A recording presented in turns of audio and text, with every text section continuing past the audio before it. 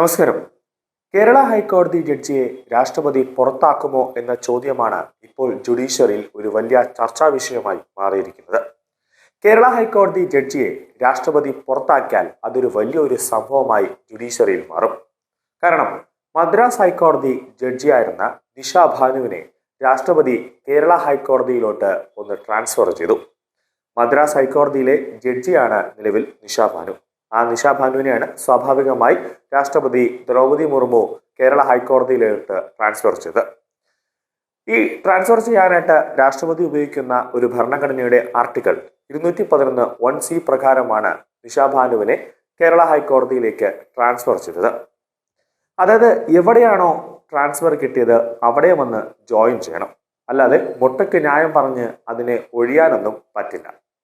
Join ചെയ്യേണ്ട സമയത്ത് join ചെയ്തില്ലെങ്കിൽ അവർ പിന്നെ ഒരിടത്തെയും ജഡ്ജി അല്ലാതെയായിട്ട് ഇരിക്കുക തന്നെ ചെയ്യും. നിലവിൽ മദ്രാസ് കോടതിയിൽ നിന്ന് കേരള ഹൈക്കോടതിയിലേക്ക് സ്ഥലം മാറ്റിയ ജസ്റ്റിസ് ജെ നിഷ ഭാനു 20-നകം ചുമതലയേൽക്കണമെന്ന കർശനമായ ഒരു നിർദ്ദേശം രാഷ്ട്രപതി ദ്രൗപദി മുർമു നൽകി. പക്ഷേ നിഷ ഭാനുവിന് ചുമതലയേൽക്കാൻ വലിയ താല്പര്യമില്ലായിരുന്നു. നിഷ ഭാനു തിരിച്ചൊരു ഒരു അപേക്ഷ കത്ത് എന്ന രീതിയിൽ രാഷ്ട്രപതി ഭവനിലേക്ക് അയച്ചു. അതായത് രാഷ്ട്രപതിയോട് പറഞ്ഞത്, എൻ്റെ മകന്റെ കല്യാണമാണ്, അതുകൊണ്ട് എന്നെ കേരള ഹൈക്കോടതിയിലേക്ക്, കൊച്ചിയിലേക്ക് കേരള ഹൈക്കോടതിയിലേക്ക് എന്നെ സ്ഥലം മാറ്റരുത്. ഞാൻ ഇവിടെ തന്നെ, അതായത് മദ്രാസ് ഹൈക്കോടതിയിൽ തന്നെ ഞാൻ നല്ല രീതിയിൽ ഇരുന്ന് ഭരിച്ച് ജനങ്ങൾക്ക് നീതി ഒക്കെ ഉറപ്പാക്കാനായിട്ട് എൻ്റെ പൂർണ്ണമായി ഞാനതിലേക്ക് ശ്രദ്ധ ചെലുത്താം. എന്നെ അങ്ങോട്ടേക്ക് ട്രാൻസ്ഫർ ചെയ്യരുത് എന്ന് ജസ്റ്റിസ് നിഷ ഭാനു ഒരു അപേക്ഷ രാഷ്ട്രപതി ദ്രൗപദി മുർമുവിന് കൊടുത്തു. പക്ഷേ ആ അപേക്ഷ രാഷ്ട്രപതി തള്ളിക്കൊണ്ട് പറഞ്ഞു 20-നകം ജോയിൻ ചെയ്തിരിക്കണമെന്ന ഒരു കർശനമായ നിർദ്ദേശം നൽകി. ഇനി ജോയിൻ ചെയ്തില്ലെങ്കിൽ നിഷ ഭാനു ജഡ്ജിയായിട്ട് ഉണ്ടാകില്ല എന്ന ഒരു രീതിയിലേക്കാണ് കാര്യങ്ങൾ എത്തുന്നത്. ഓഗസ്റ്റ് 27-നാണ് കൊളീജിയം നിഷ ഭാനുവിന് സ്ഥലമാറ്റം ശുപാർശ ചെയ്ത്.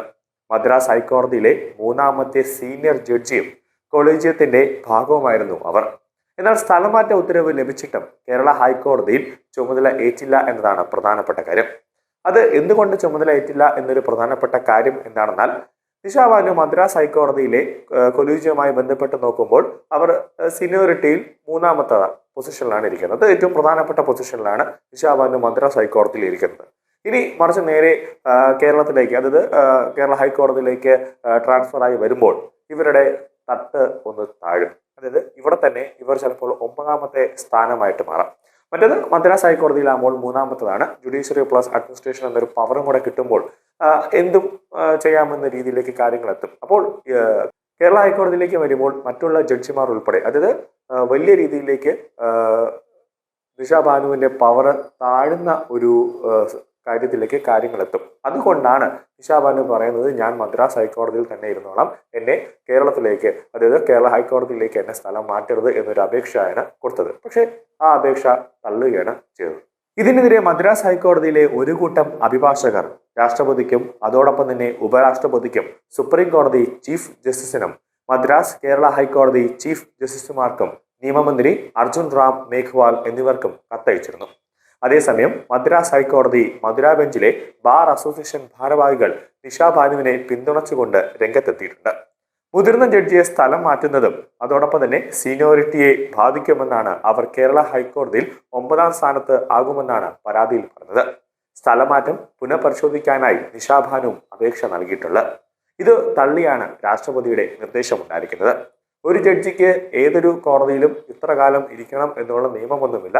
കൃത്യമായി രാഷ്ട്രപതി അവിടെ പോയി, അല്ലെങ്കിൽ ഇന്ന സ്ഥലത്തെ ഹൈക്കോടതിയിൽ പോയി ഇരിക്കണം, അല്ലെങ്കിൽ ഇന്ന സംസ്ഥാനത്തെ ഹൈക്കോടതിയിൽ ചുമതല ഏൽക്കണമെന്ന് പറഞ്ഞാൽ അത് അനുസരിക്കുക മാത്രമേ ഒരു ജഡ്ജി എന്ന നിലയിൽ നിയമമുള്ളൂ. അത് താല്പര്യമില്ലെങ്കിൽ അപ്പോൾ തന്നെ ആ പോസ്റ്റിൽ നിന്നും റിസൈൻ ചെയ്യുക എന്നതാണ് മറ്റൊരു പോംവഴി.